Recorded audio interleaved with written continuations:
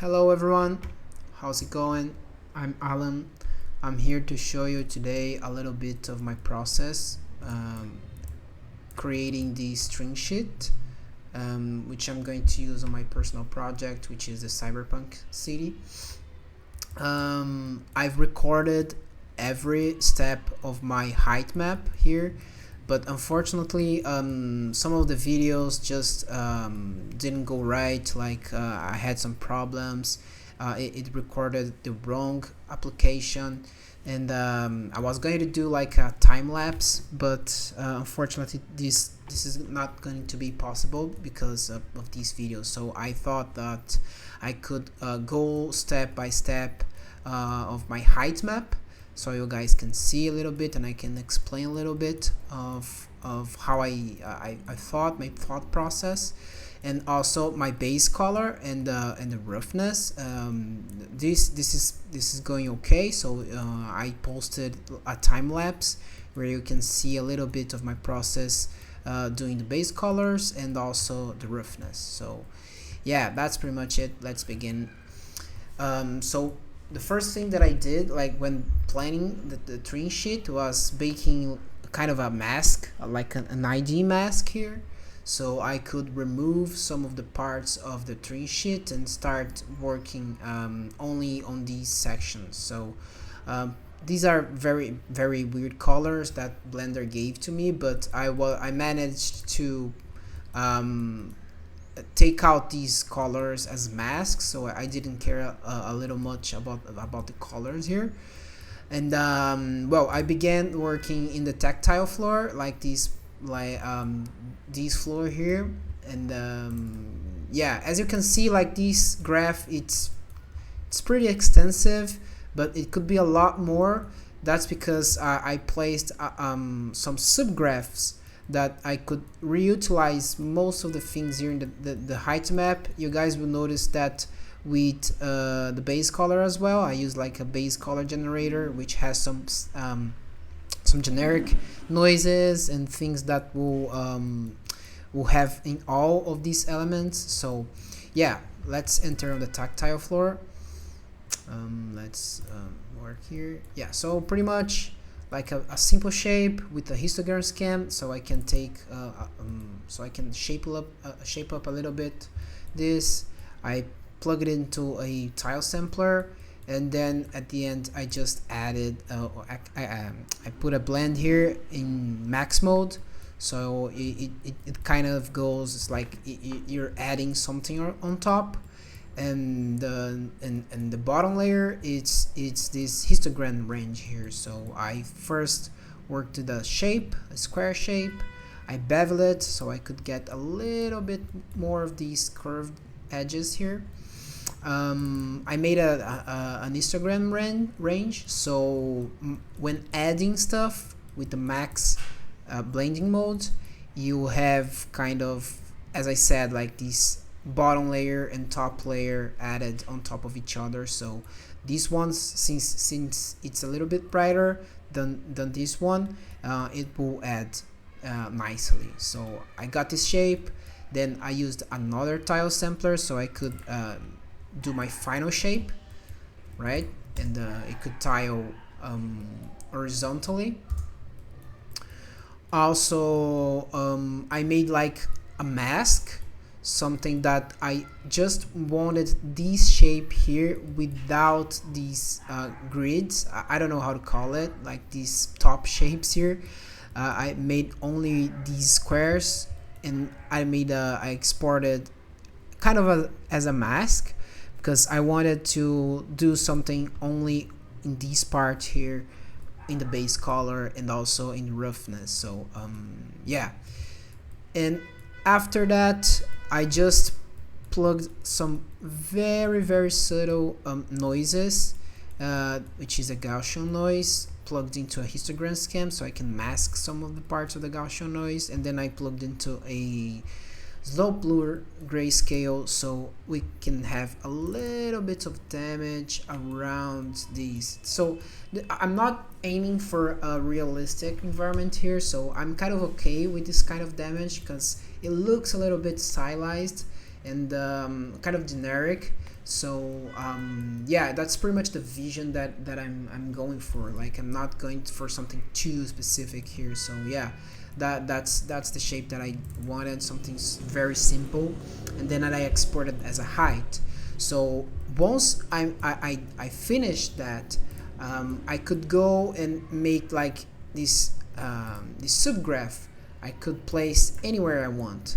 Like if I want to go here and place in the base color, I could go and do that, right? So this helps me with organization. You can see that there's a logical flow going into my height map, into my base colors. So and if I change anything here, like for example, let's say if I put a square, like a shape here, my whole trim sheet will be changed, because I just, like you can see here, right? And this is like the power of proceduralism. So that's pretty much, oops, that's pretty much what why I did this.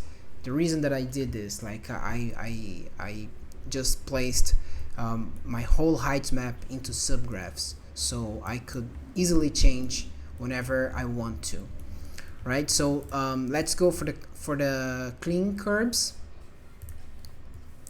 The clean curves, they are very easy. I just picked up my color ID mask. I went to a color to mask node, so I could grab the space of my curves.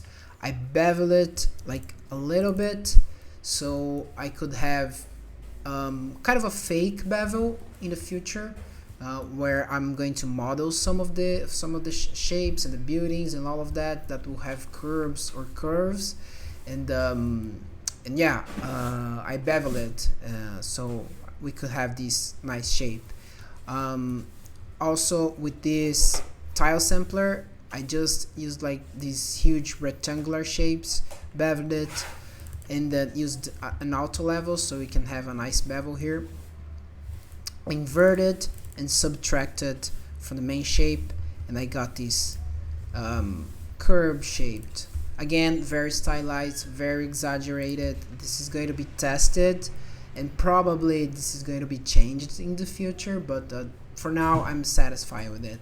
And then I plugged it into the output, and same thing, right? So I if I need to do any kind of changes in this graph, everything will be changed here, like all of my shape, the colors, the maps, everything. So I'm using proceduralism into my advantage, right? So I could do like tons of shapes here without too much effort, right?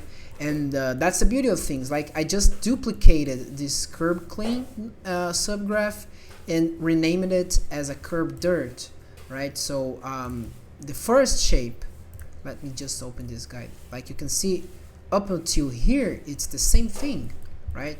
Like you can see, the only thing that changes is the color to mask, that I picked this color here, this kind of pinkish, reddish color. Beveled it, it's the same amount of bevel, it's the same amount of bevel here, subtracted. And here I started to be a little bit different. I started to give a little bit of damage. Like I used these clouds too. I used the blur grayscale, so I could have this kind of painted, kind of crystallized shape to my noise. I use the levels to increase the contrast a little bit, and then I blended and used divide mode. And this is a very good mode if you want to give some kind of damage, like the trim damage you do in ZBrush or Blender, for example. Like if you want to sculpt the edges of your shapes that has some bevels, use this blending mode, divide. It's really useful. It's really nice. Give some nice shapes. Of course, it's kind of stylized as well, but yeah, it's really nice. One of the things that I try to do here, it's kind of give the same amount of damage into these lines here, and I just repeated the process, like only with the small parameters differences and all of that, right? So yeah, so you can see just a little bit of damages, nothing too serious. I just placed the masks here so I could localize exactly the places that I wanted the damage to be done, and then I plugged it into a output, right? So okay, so that's the curbs, that's the clean curb, that's a tactile floor. I made a tactile floor too, which is kind of an extent of this one. So if you guys have seen, let me just open my PRF here. Just a second. Okay, so whenever you hit, like, if you went to subway, like, I think this is pretty much global, right? If you go to corners in the subways or in downtowns, whatever, you will have like these two kind of tactile floors, right? So the blind people and disabled people can kind of guide themselves and see like, okay, I reached at this point and now I need to go, I don't know, left, right, or straight, I don't know, whatever the path is.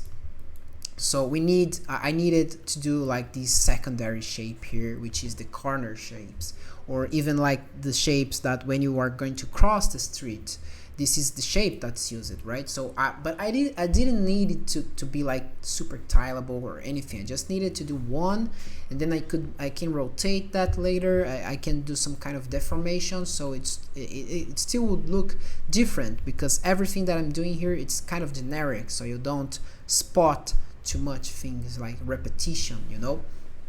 So that's the intention, and I could use a lot of more space if I just used one square here instead of going full tileable, right? So that's why I decided to use this only one square here.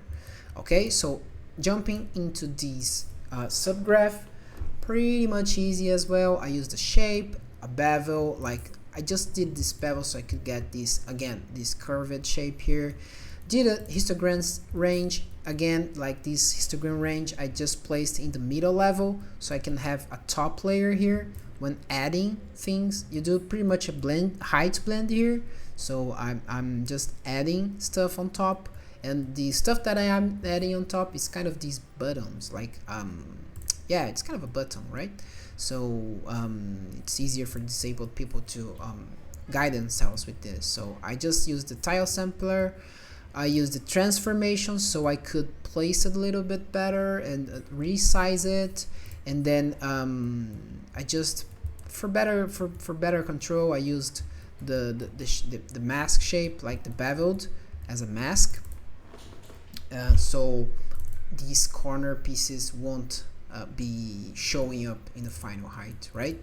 So yeah, I output it like this, the shape, and from this node on, you always see this output mask, because I needed a mask, right? To kind of go between the colors, help me like, okay, I just want the base color to be influenced here, so I use the mask. So everything that helped me, I just went there and plugged as an output, right? Okay, so that's a tactile floor 2. The tactile floor 2 has this kind of transformation node, so I could place it a little better where I want, right? So, and these blends, kind of important thing to mention, they are all max lighten blending mode. It doesn't make too much difference unless, like, if I was using like some kind of mask, I could just leave it to copy, because the shapes there are not touching each other, right? So like, it doesn't matter too much, the blending mode. Like if I change it to copy, of course it will matter, but if I go here and duplicate and place it the mask, you'll see that things will return to normal, right? So it doesn't matter too much the blending mode. But I didn't want to leave my graph too much polluted or noisy, so I just place it to max, because things will be adding on top of each other, but they're not touching, so they're not going to influence the other one. So that's pretty much okay. So let's go to the sewer manhole. This is the first one, kind of an easy one. You guys can already see how if you try to break it down, it's kind of like a big shape, like a square shape with a bevel, and I placed into tile sampler, and yeah, and the histogram range, same thing, same rules. It's on add this time, because I think it blended a little bit better, the bevels, like you can see the bevel here, it's blending a bit better than the max. And also I placed a levels node here, so because I didn't want the smaller squares to be too much on top. I just wanted to control the height of these smaller squares, so that's why I placed the levels.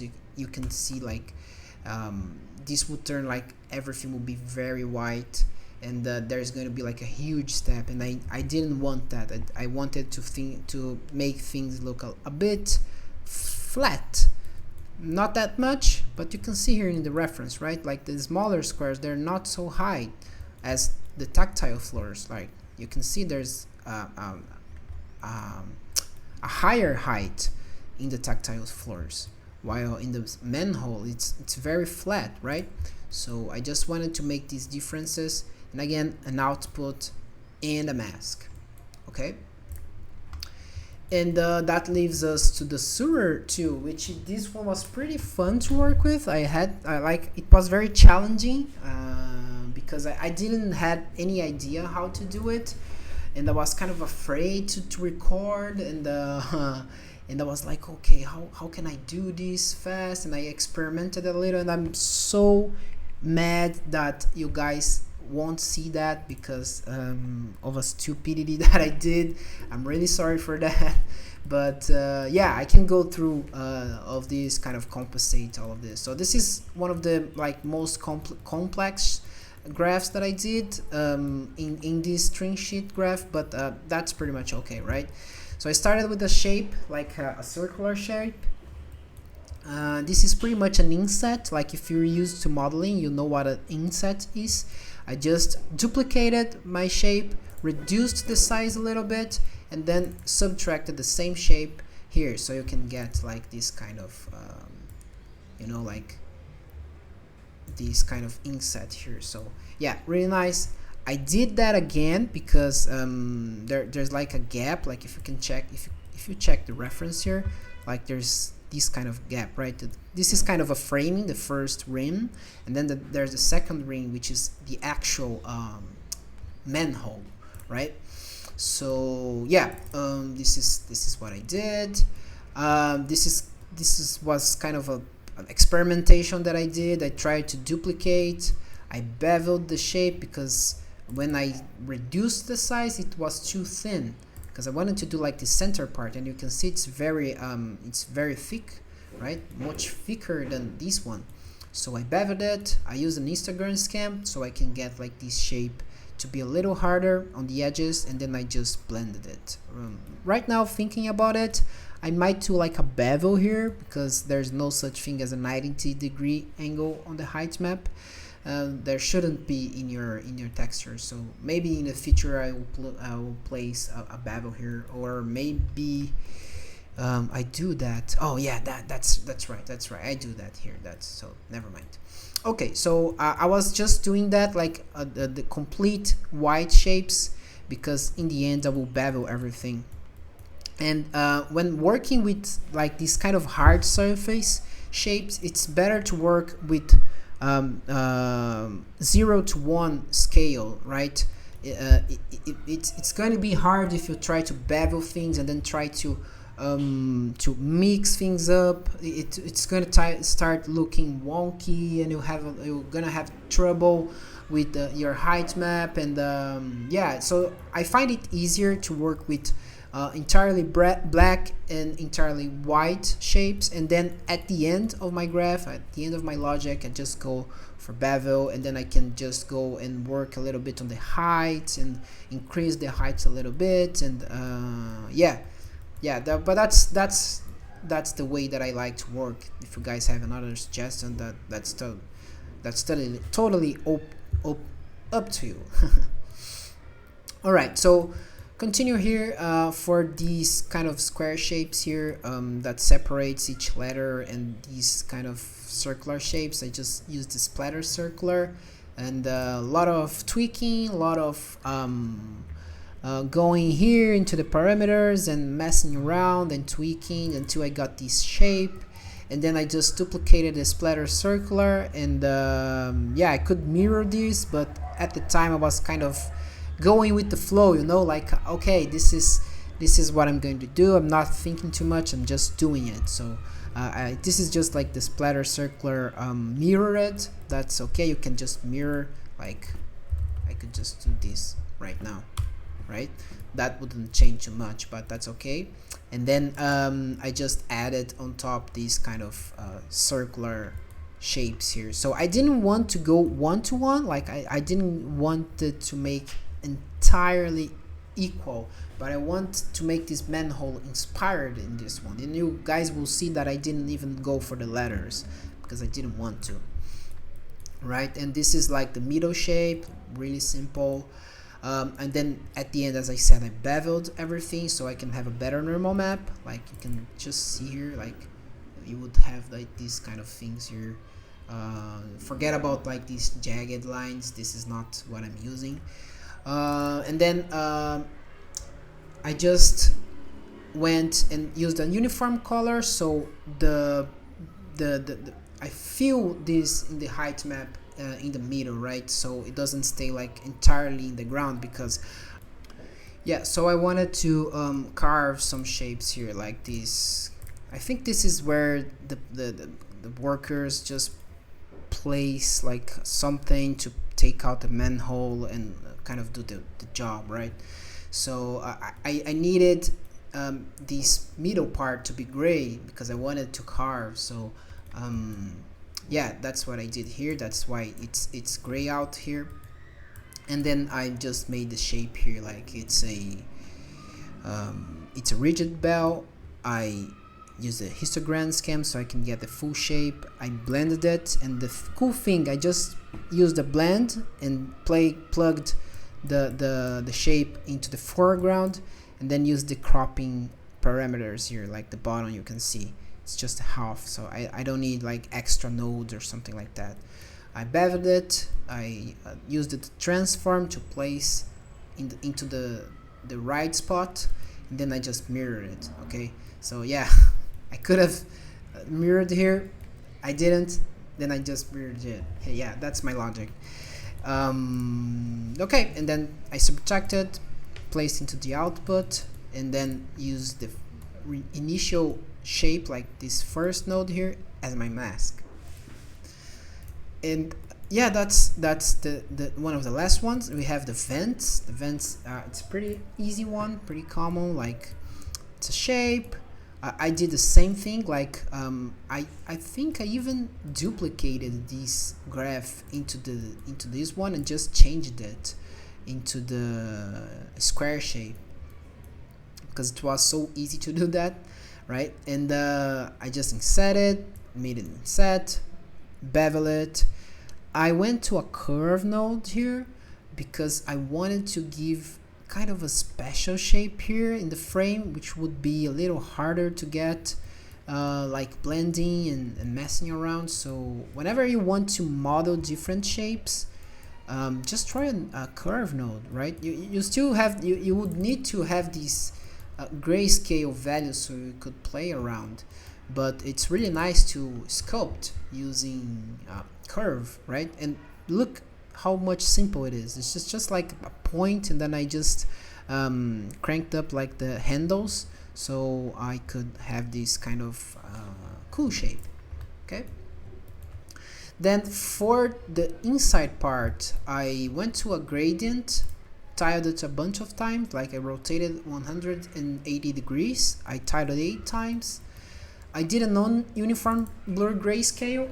This node, it's really good if you want to give some kind of a 3D aspect to your shape. Like if you want to give depth to your shape, right? Like if I place a shape node here, like let's see, use this square, and let's plug a non-uniform blur grayscale. Like if you like you can see here, right? Like there's kind of a depth here. If you place it into a normal map, you have like a very smooth normal map, like this one, right? So you can just go and try to give some intensity and you know, like go for the for some of the parameters and all of that. You know, like you can even go and try to do like some shady stuff with non-uniform blue grayscale. It's really nice. I recommend to give some kind of depth, and that's why I used the non-uniform blur grayscale for the gradient, because like you can see there's some kind of depth right in this spot that I needed, because these just look too thin, right? So and yeah, and that I just blended using max, and that's the shape that I got. You know, like there's still things to try to fix here, like the shapes. You can see like some wonky stuff happening here. That's because the height of my frame is clashing with this one, so I would need to go try to do a levels and you know, like okay, this is, yeah, this is much better, you know, but this is not something that I'm gonna do now. I just wanted to have this TrimSheet finished at this stage so I can test it later, and then when it comes to a polishing state, I will go back and do all of that thing, right? So but this is like, you can see it's really easy to handle, and that's the vent. And the last part of the HeightMap is the road stripes, which I'm not even sure if I'm going to keep this in the TrimSheet, because probably I would have like something else. I don't know, maybe like a mesh that will use just a base color material, or I don't know. I'm gonna see it. I'm gonna deal with this later, but I wanted just to fill out this top part of the TrimSheet. But I'm not even sure if this is going to stick to the end, right? This road stripes, and yeah, it's pretty much common, pretty much simple. I use the shape. This shape is a square that's tiling horizontally. I use the warp, like a very weak warp, like this 0.02 with a purling noise, so I could like wiggle some of the shape, like kind of, it's kind of depicts a little bit of weathering. I beveled it, made the bevel, a slope blur grayscale to give a little bit more of damage, like this one you can see the difference, a bit more of tiny damage to this, and then that's it, right? I could place like some cracks, or yeah, you can see like old road stripes, they have some cracks and all of that stuff. I didn't go for that because again, I'm trying to do things, finish it like at least 80-85% finish it, so I can go and finish this step, start modeling, and then once everything it's in the same level, I will start to polish things. And that's pretty much it. Like for the height map, that's it. I think yeah, that's just go here. Yeah, that's it, guys. So if you guys have any kind of questions, suggestions, feedbacks, anything, just feel free to reach out to me. I'll be entirely open to feedbacks, to helping out if you guys need anything specific. And yeah, thanks for watching. Try to subscribe. I'm not sure if I'm gonna do that like a YouTube channel or something. It's just something that I'm doing for my Cyberpunk devlog, let's call it like that. But yeah, that's it. Thanks, guys. Bye bye.